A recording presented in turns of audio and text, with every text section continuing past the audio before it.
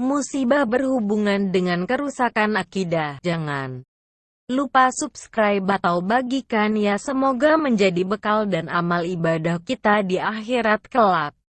Dengarkan sampai selesai. Lo perlu dengarkan kembali sampai hati Anda tersentuh untuk tidak berbuat dosa dan menentang azab dari Allah SWT, karena sesungguhnya Allah SWT dan Rasul para utusannya sangat menyayangi kita. Dengan menyebut nama Allah yang Maha Pemurah lagi Maha Penyayang. Segala puji bagi Allah, Tuhan semesta alam. Maha Pemurah lagi Maha Penyayang, yang menguasai di hari pembalasan. Hanya Engkaulah yang kami sembah, dan hanya kepada Engkaulah kami meminta pertolongan. Tunjukilah kami jalan yang lurus, yaitu jalan orang-orang yang telah Engkau beri nikmat kepada mereka. Bukan jalan mereka yang dimurkai dan bukan pula jalan mereka yang sesat. Ada kesadaran yang selalu muncul saat bencana datang, bahwa selama ini kita tidak sungguh-sungguh belajar dari pengalaman. Ada kejujuran yang muncul dari pengakuan bahwa kita selama ini tidak benar-benar bersahabat dengan alam. Namun sayang, hanya sedikit orang yang menyadari bahwa ini juga persoalan dosa-dosa kita kepada Tuhan. Bencana atau musibah terjadi di berbagai daerah Indonesia. Hal ini dapat kita baca atau kita saksikan melalui pemberitaan media massa. Ada bencana banjir, longsor, banjir bandang, gunung meletus dan erupsi, tanah amblas, gempa bumi, angin puting beliung, dan kebakaran hutan. Bencana telah menelan banyak korban jiwa, kerugian harta, gagal panen pertanian, hilangnya tempat tinggal, dan terganggunya aktivitas. Padahal Tuhan tidak pernah membuat kerusakan di alam dan menganiaya hamba-hambanya melalui musibah. Allah Subhanahu wa Ta'ala berfirman, dan tidaklah Allah berkehendak untuk menganiaya hamba-hambanya. Al-Quran Surat Ali Imran ayat 108. Alam ini telah diciptakan dengan baik dan tertata dengan sempurna untuk keberlangsungan hidup manusia. Oleh sebab itu manusia dilarang untuk merusaknya. Dan janganlah kamu membuat kerusakan di muka bumi. Sesudah Allah memperbaikinya dan berdoalah padanya dengan rasa takut tidak akan diterima dan harapan akan dikabulkan. Sesungguhnya rahmat Allah amat dekat kepada orang-orang yang berbuat baik. Al-Quran Surat Al-A'raf ayat 56.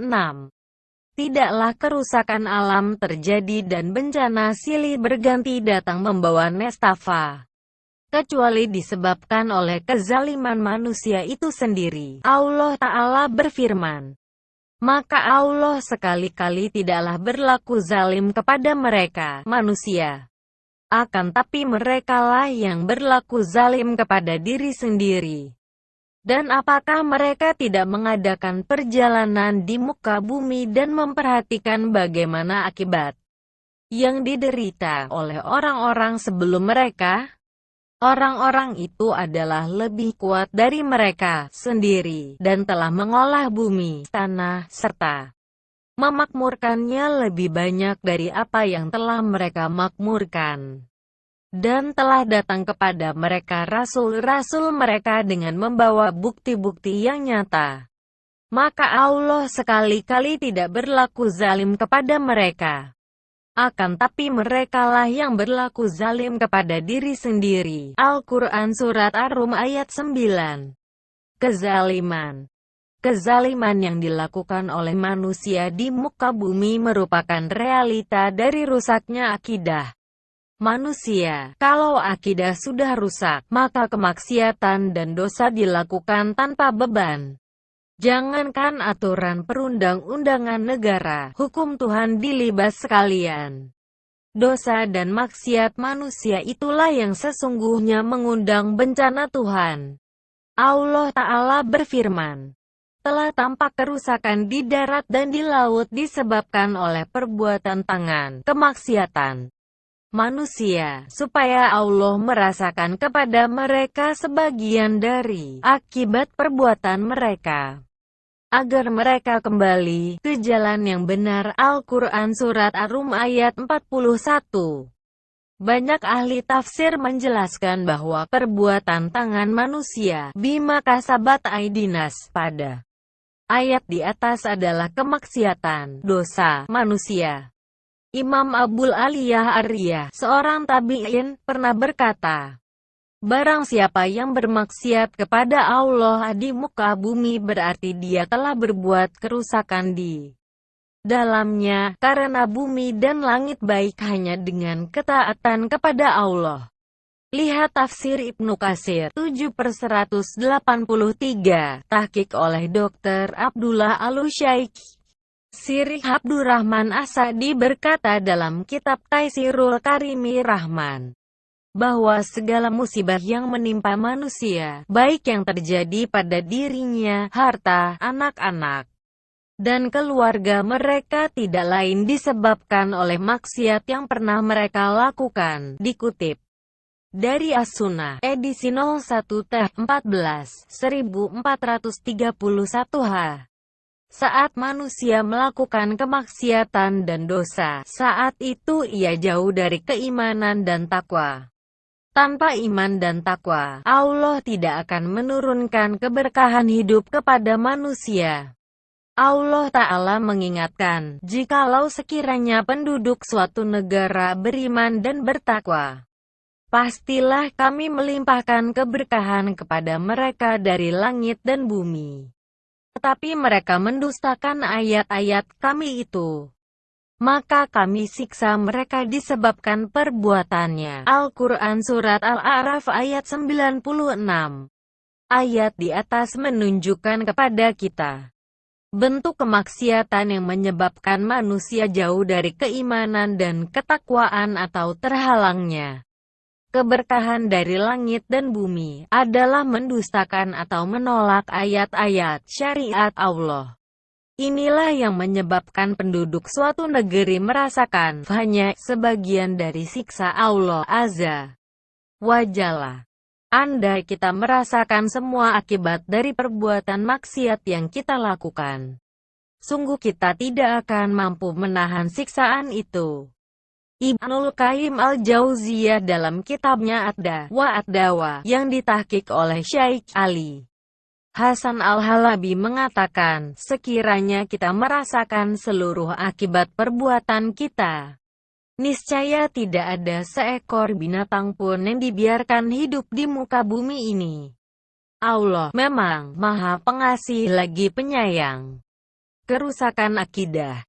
Indonesia, sebagai negara yang berpenduduk muslim terbanyak, dengan aturan menjamin kebebasan melaksanakan keyakinan agama bagi warganya, seharusnya nilai-nilai Islami mewarnai kehidupan berbangsa.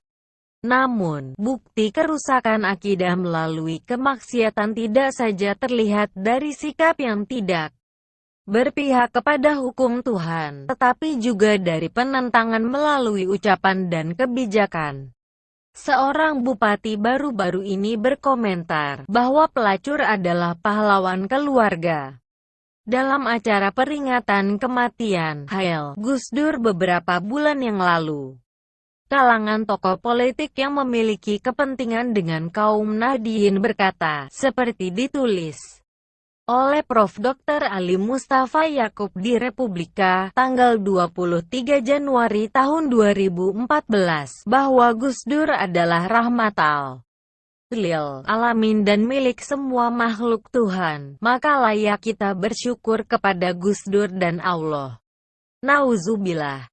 Tidak ada manusia yang layak disebut sebagai rahmat bagi semesta alam, rahmatal lil alamin, kecuali Rasulullah Shallallahu Alaihi Wasallam dengan wahyu yang telah diturunkan kepadanya.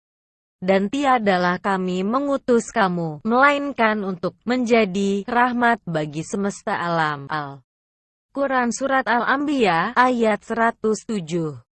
Akankah kita menyamakan Gus Dur dengan Rasulullah? Bagaimana mungkin perbuatan zina yang dilaknat oleh Allah diapresiasi sebagai pahlawan keluarga?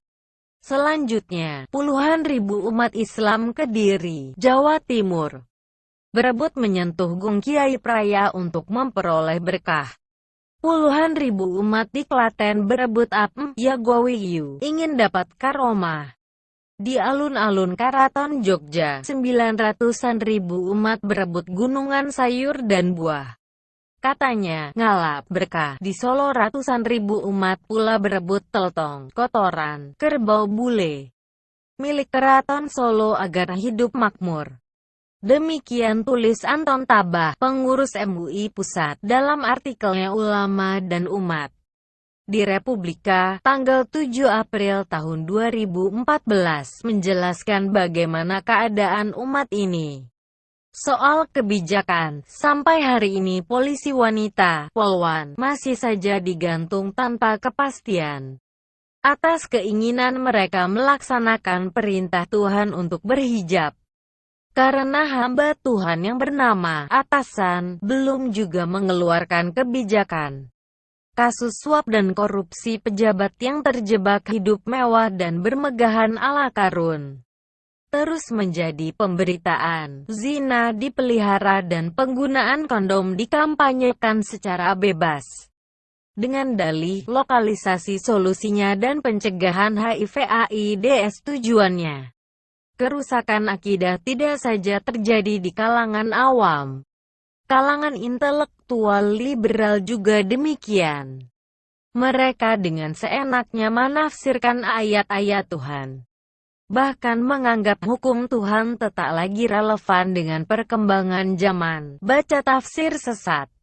Fahmi Salim, MA, 2013, atas nama kebebasan agama, toleransi, dan HAM. Mereka pun mendukung habis-habisan ajaran sesat yang menyimpang dalam Islam. Kalau perlu MUI dibubarkan. Inilah sebagian fenomena kerusakan akidah dari kejahilan manusia yang bisa mengundang bencana. Sekaligus bentuk bencana yang sesungguhnya, dengan izin Allah. Tidak ada suatu musibah pun yang menimpa seseorang kecuali dengan izin Allah. Dan barang siapa yang beriman kepada Allah niscaya Dia akan memberi petunjuk kepada hatinya. Dan Allah Maha mengetahui segala sesuatu. Al-Quran Surat At-Ta'agabun ayat 11. Bencana di berbagai daerah terjadi. Hendaknya menjadi pelajaran bagi kita untuk introspeksi diri dan kembali ke jalan yang benar. Bertobat, hanya ini solusinya. Agar mereka kembali ke jalan yang benar. Al-Quran Surat Ar-Rum ayat 41. Dari Abdullah bin Amr radhiyallahu ta'ala anhu, bahwa Nabi Shallallahu alaihi wasallam bersabda, sampaikanlah dariku walau hanya satu ayat. HR Bukhari. Rasulullah Shallallahu alaihi wasallam bersabda, barang siapa yang membantu perlengkapan orang yang berjihad di jalan Allah maka sungguh dia juga telah ikut berjihad, dan barang siapa yang membantu keluarga seorang yang berjihad di jalan Allah dengan suatu kebaikan maka dia juga telah ikut berjihad. HR Al-Bukhari dan Muslim dari Zaid bin Khalid Al-Juhani radhiyallahu anhu. Barang siapa yang menolong orang lain untuk melakukan suatu ketaatan kepada Allah, maka dia akan mendapatkan pahala sebagaimana pahala orang yang melakukan ketaatan tersebut, tanpa mengurangi pahalanya sedikitpun. Syarh Riyadhis Shalihin 2/375. Ya Allah, berikanlah manfaat atas ilmu yang Engkau ajarkan kepada kami serta ajarkanlah kepada kami ilmu yang bermanfaat. Dan mohon tambahkanlah ilmu kepada kami, berikanlah kemudahan untuk mengamalkannya. Semoga Allah menambahkan taufik dan kebenaran pada kami dan Anda.